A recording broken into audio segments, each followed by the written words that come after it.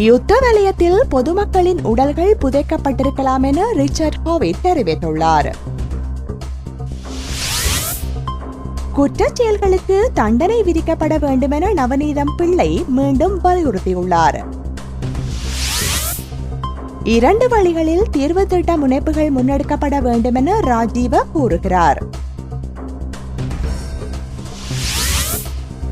பயங்கரவாத தடை சட்டத்தின் கீழ் கைதான ஊனமுற்ற மற்றும் பெண் கைதிகளை விடுவிப்பதற்கு நடவடிக்கை எடுக்க வேண்டுமென சுரேஷ் கோரியுள்ளார்.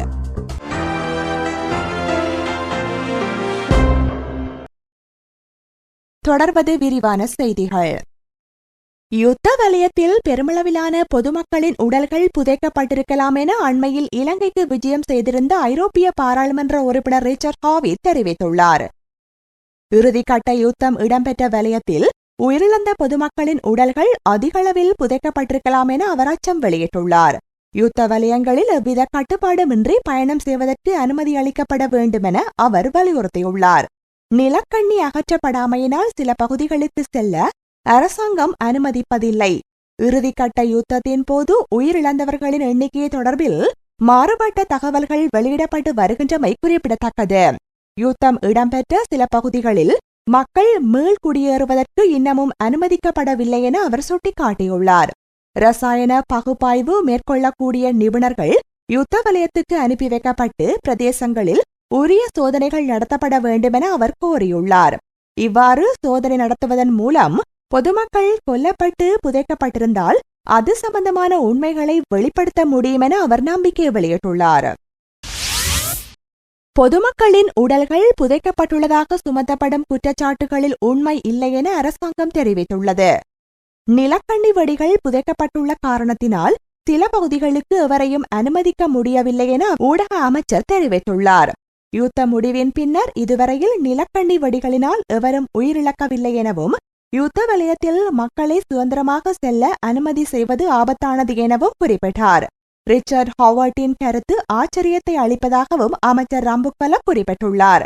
இராணுவத்தினர் மிகவும் ஒழுக்கத்துடன் யுத்தத்தை மேற்கொண்டதாகவும் அவர்கள் குற்றச்செயல்களில் ஈடுபடவில்லை எனவும் அமைச்சர் தெரிவித்துள்ளார். குற்றச்செயல்களுக்கு தண்டனை விதிக்கப்பட வேண்டுமென ஐக்கிய நாடுகளின் மனித உரிமை பேரவை ஆணையாளர் நவநீதம் பிள்ளை மீண்டும் வலியுறுத்தியுள்ளார். உண்மையை கண்டறியும் ஆணைக்குழுவின் அறிக்கை பகிரங்கப்படுத்தப்படும் வரையில் இலங்கைக்கான விஜயத்தை மேற்கொள்ளும் திட்டத்தை ஒத்திவைத்திருப்பதாக குறிப்பிட்டார். உண்மையை கண்டறியும் ஆணைக்குழுவின் அறிக்கை ஜனாதிபதியிடம் ஒப்படைக்கப்பட்டுள்ளது என அவர் தெரிவித்துள்ளார். இன்னசிட்டி பிரஸ் ஊடகம் எழுப்பிய கேள்விக்கு பதிலளித்த போது இதனை குறிப்பிட்டார். இறுதிக்கட்ட யுத்தத்தின் போது ஏற்பட்ட பொதுமக்கள் உயிர் சேதங்கள் பற்றி எழுப்பிய கேள்விகளுக்கு நவநீதம் பிள்ளை பதிலளிக்க மறுத்துவிட்டார். ஐக்கிய நாடுகள் மனித உரிமை பேரவையின் ஆணையாளர் பதவிக்காக 2வது தடவையாக போட்டியிடும் திட்டம் தொடர்பான கேள்விக்கும் அவர் பதிலளிக்கவில்லை என்பது குறிப்பிடத்தக்கது. தேசிய பாதுகாப்புக்கு அச்சுறுத்தல் ஏற்படாத வகையில் காவல்துறை மற்றும் காணி அதிகாரங்களை இனப்பிரச்சினைக்கான தீர்வு திட்டத்தில் உள்ளடக்க முடியும்.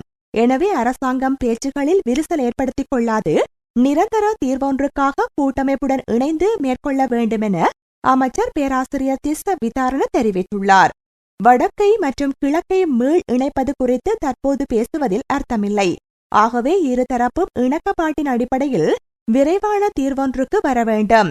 அரசியல் தீர்வுக்காக பேச்சுவார்த்தை கடந்த செவ்வாய்க்கிழமை அரசுக்கும் தமிழ் தேசிய கூட்டமைப்புக்கும் இடையில் நடைபெற்றது. இதில் காவல்துறை மற்றும் காணி அதிகாரங்கள் குறித்து கூட்டமைப்பினரால் பேசப்பட்டுள்ளது. மேற்கூறிய 2 அதிகாரங்கள் தேசிய பாதுகாப்புக்கு அச்சுறுத்தல் என அரச தரப்பு நிராகரித்துள்ளது. எவ்வாறாயினும் அதிகார பகிர்வில் காவல்துறை மற்றும் காணி அதிகாரங்கள் முக்கியமானவையாகவே நோக்கப்படுகின்றன. தேசிய அரசியல் அமைப்பில் 13வது திருத்த சட்டத்தில் அதிகார பகிர்வு யோசனைகளில் காவல்துறை மற்றும் காணி அதிகாரங்கள் உள்ளடக்கப்பட்டுள்ளது.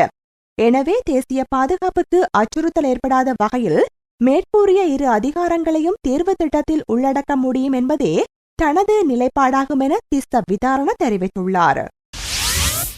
பயங்கரவாத தடை சட்டத்தின் கீழ் கைது செய்யப்பட்டு தடுத்து வைக்கப்பட்டுள்ள ஊனமுற்ற மற்றும் பெண் கைதிகளை விடுவிப்பதற்கு நடவடிக்கை எடுக்க வேண்டும் என்பதுடன் தென்பகுதியில் உள்ள சிறைச்சாலைகளில் தடுத்து வைக்கப்பட்டுள்ள தமிழ் கைதிகளை வடக்கு கிழக்கு மாகாணங்களில் உள்ள சிறைச்சாலைகளுக்கு மாற்றுவதற்கு நடவடிக்கை எடுக்க வேண்டுமென தமிழ் தேசிய கூட்டமைப்பின் யாழ் மாவட்ட நாடாளுமன்ற உறுப்பினர் சுரேஷ் பிரேமச்சந்திரன் கோரிக்கை விடுத்துள்ளார்.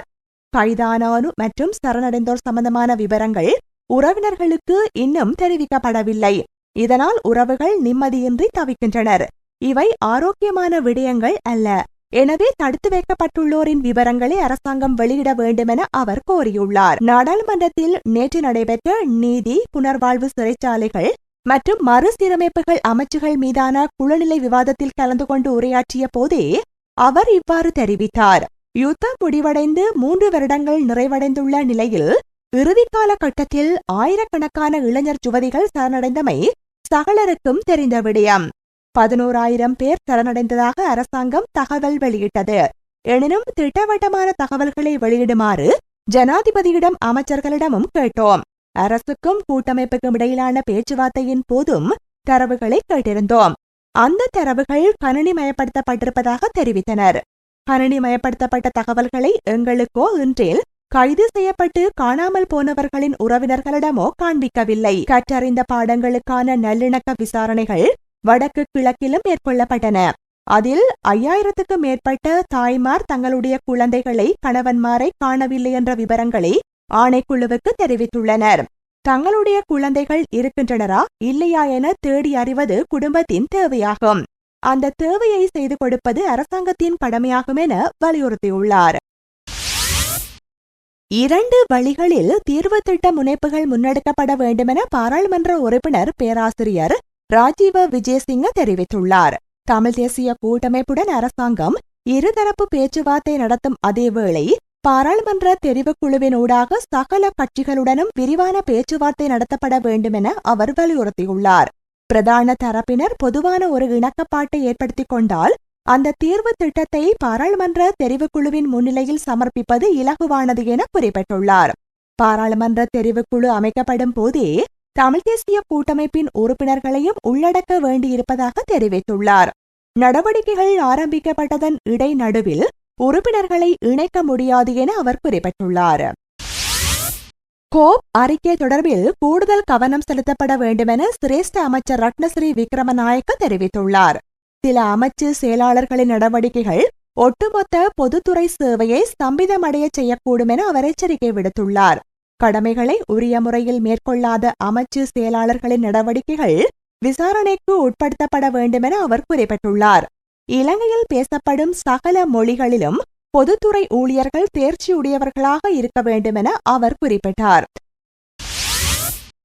மனித உரிமை நிலைமைகளை மேம்படுத்த ஜனாதிபதி மஹிந்த ராஜபக்ஷ அர்ப்பணிப்புடன் செயற்பட்டு வருவதாக மனித உரிமைகள் அமைச்சர் மஹிந்த சமரசிங்க தெரிவித்துள்ளார். தேசிய மனித உரிமை செயற்திட்டத்தை உருவாக்குவது குறித்து பல்வேறு தரப்பினருடன் பேச்சுவார்த்தை மேற்கொள்ளப்பட்டு வருவதாக அவர் தெரிவித்துள்ளார். சர்வதேச மனித உரிமை தினத்தை முன்னிட்டு அமைச்சர் மஹிந்த சமரசிங்க இதனை குறிப்பிட்டுள்ளார். சர்வதேச அழுத்தங்களுக்காக தேசிய மனித உரிமை செயற்திட்டம் முன்னெடுக்கப்படவில்லை என அவர் தெரிவித்தார். அமைச்சரவையில் அனுமதி பெற்றுக்கொள்வதற்கு முன்னர் சமூகத்தின் பல்வேறு தரப்பினருடனும் மனித உரிமை செயற்திட்டம் குறித்து கலந்துரையாடப்படும் என அவர் குறிப்பிட்டுள்ளார். முகாம்களில் உள்ள இலங்கை தமிழர்களின் வாரிசுகளுக்கும் தமிழக மாணவர்களைப் போன்று அரசு விடுதியில் இடம் ஒதுக்கி தரப்படும் என தமிழக முதல்வர் ஜெயலலிதா அறிவித்துள்ளார். இதனையடுத்து அரசு மாணவர் விடுதிகளில் இலங்கை தமிழ் மாணவர்களுக்காக கூடுதலாக 5% இடங்கள் ஏற்படுத்தப்பட உள்ளன. இதுகுறித்து தமிழக அரசு வெள்ளிக்கிழமை வெளியிட்ட அறிவிப்பு, தமிழகத்தில் செயல்படுத்தப்படும் அனைத்து நலத்திட்டங்களும் முகாம்களில் தங்கியுள்ள இலங்கை தமிழர்களுக்கும் நீட்டிக்கப்பட வேண்டுமென முதல்வர் உத்தரவிட்டுள்ளார். அதன் அடிப்படையில் பல்வேறு நலத்திட்டங்கள் இலங்கை தமிழர்களுக்காக செயல்படுத்தப்பட்டு வருகின்றன. அந்த வகையில் அரசு மற்றும் அரசு உதவி பெறும் பள்ளிகள் மற்றும் கல்லூரிகளில் 21,000 முகாம் வாழ் இலங்கை தமிழர் குடும்பங்களைச் சேர்ந்த மாணவர்கள் கல்வி பயின்று வருகின்றனர். அவர்கள் பாடசாலைகள் மற்றும் கல்லூரிகளுக்கு சென்று வர சிரமப்படுவதை அறிந்த முதல்வர் ஏற்கனவே செயல்பட்டு வரும் மாணவர் விடுதிகளில் தங்கி பயில நடவடிக்கை எடுத்துள்ளார். இத்துடன் செய்திகள் முடிவடைந்தன. வணக்கம்.